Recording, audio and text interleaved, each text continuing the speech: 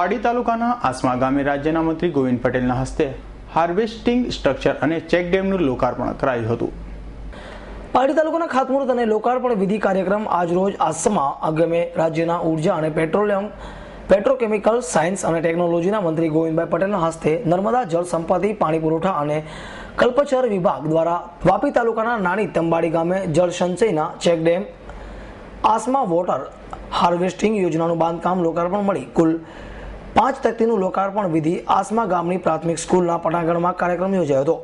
₹44.96 લાખના ખર્ચે વિકાસના કામોનું ખાતમુહૂર્ત તેમજ લોકાર્પણ વિધિ પારડીના ધારાસભ્ય કનુભાઈ દેસાઈ, વલસાડ ડાંગના સાંસદ ડોક્ટર કેસી પટેલ, જિલ્લા પંચાયત પ્રમુખ મીનાબેન ચૌધરી, ડીડીઓ બ્રહ્મભટ્ટની ઉપસ્થિતિમાં કરવામાં આવ્યું હતું। જેમાં મંત્રી ગોવિંદભાઈએ જણાવ્યું હતું કે ગુજરાતને વિશ્વ જોતું થાય તે દિશામાં લઈ ગયા।